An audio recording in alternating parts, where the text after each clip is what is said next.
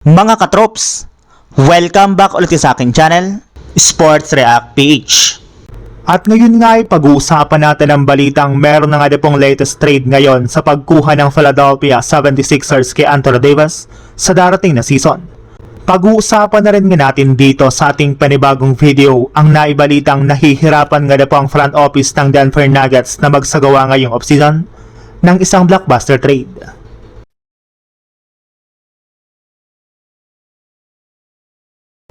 Ang Washington Wizards na nga po nagsabi na ayaw nga daw ng kanilang front office na bigyan ng maximum contract ang kanilang superstar na si Anthony Davis hanggat hindi pa nga po nito napapatunayan na kaya nga po niya maging healthy at maglaro sa isang buong season.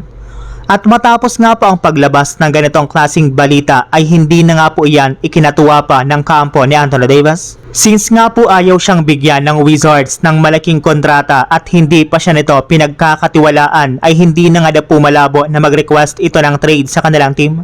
At posible nga po itong mangyari bago ang trade deadline sa Pebrero sa susunod na taon. At dahil nga po sa paglabas ng ganitong klaseng balita ay nabuhay na naman nga pong muli ang usap-usapan sa pagkuha ng 76ers kay Anthony Davis mula sa Wizards gamit ang kanilang big man na si Joel Embiid. Kung inyo nga pong matatandaan, binalaan rin naman nga po ng Sixers na kapag naulit na naman nga po ang pagiging injury prone nito next season ay hindi na nga po sila magdadalawang isip na i-trade ito sa ibang team. Kaya mas tumaas na naman nga po ang tsansa na matuloy ang trade sa pagitan ni Anthony Davis at Joel Embiid sa susunod na taon. Samantala, punta naman tayo sa ating sunod na pag-uusapan sa balitang nahihirapan nga na po ang front office ng Denver Nuggets na magsagawa ngayong offseason ng isang blockbuster trade.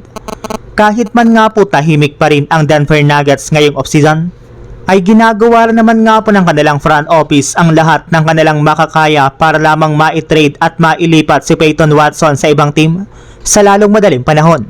Sa katunayan, base nga po sa pinakahuling inalabas na balita ng isang NBA insider, aktibo na nga pong nakikipag-usap ang Denver Nuggets sa mga kupunan ng Milwaukee Bucks, Los Angeles Clippers at maging ang Cleveland Cavaliers para makapagsagawa dito ng isang sign and trade deal.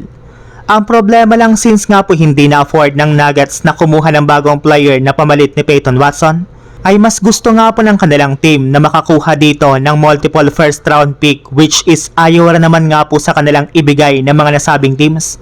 Kaya dyan na nga po sila magkakaroon ng problema sa ganitong klaseng trade.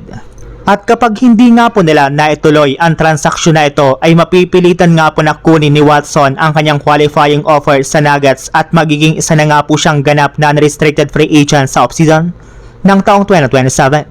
So yun lang mga katrops, ang handog kong storya ngayong araw. Sana nag-enjoy kayo, please like and subscribe my YouTube channel, Sports React PH para sa iba pang storya at update patungkol sa NBA. Kita-kits muli sa ating susunod na video.